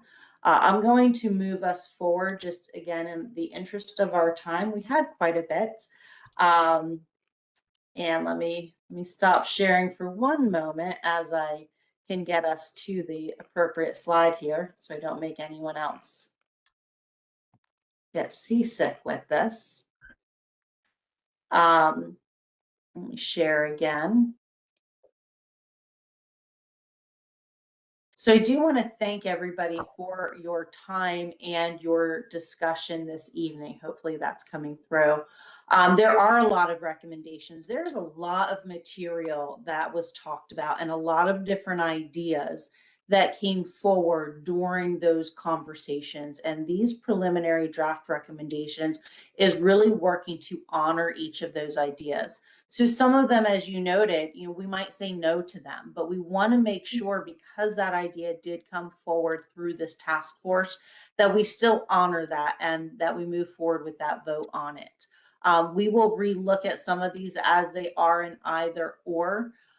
The original intent is that we could look at those if you're already aware that, yes, I like recommendation number 1, no, I don't like recommendation number 2, or vice versa, that would be your vote, and we would have each of these as that vote. But we will take a look at them and come back at our next meeting and have some of those discussions as the either or and make them very clear of how we're going to move forward with that. Because as I noted, we really want to honor each person's involvement and each person's recommendations that have, while they were not formal recommendations, they were different components that came forward through all of our discussions. I do want to just bring us back always. Keep in mind with these recommendations, the intention is that they're meeting this vision that came about from this task force. So those recommendations should be in line with these vision statements that were developed. And we don't have to, as I know several have brought up, we're here on committees and we either volunteer, we're voluntold, our name comes up because of that, but we're here because we seek out solutions. We're identifying the issues and we're trying to seek out solutions. And I know it can be very challenging at times to not have the entire plan and solution in place, but these recommendations are basically that next step. What needs to be changed? What should be reevaluated? What needs to be looked at further? And as a task force, this is what we're recommending. You really need to take a look at this because we really think it shouldn't exist in the manner that it does now, and adding some of that caveat language with it. To be completed no later than February 17th, with our next meeting being on the 18th, is continue to review the set of recommendation topics from this evening as well as the next set. And just be prepared to identify what those recommendations are going to be. Everything that we're bringing forward in these potential draft recommendations has been a topic of conversation during the Newtown Task Force meetings and brought forward by different individuals. We'll continue to discuss the list that you had seen already, where we are in the schedule. So just a reminder that we are in the middle of the recommendations portions, and our pending topics are continue to develop the recommendations and review the draft report outline and document, so that it is, while this task force is not sitting at a laptop writing it, all of the discussions are what is simply being documented. So the report is a documentation of the work of this task force. And that's when that review comes time, that will be very important to look at and make sure it accurately reflects what this task force, the work this task force has done.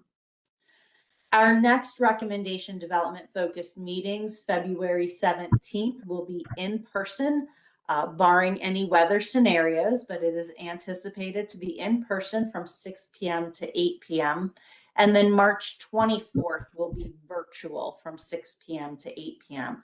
So note that while we've been meeting kind of towards the end of the month, that fourth Tuesday, February is moved to February 17th. We do want to make everybody aware as well that the second round of public meetings, this will be posted on the website very soon. So you are getting the advance notice because of being task force members. But this is all ready to go. On March 18th, there will be an in-person option at the East Columbia 50 Plus Center, not where we have met, but in the room upstairs, where the last time we met, they were having a huge tournament.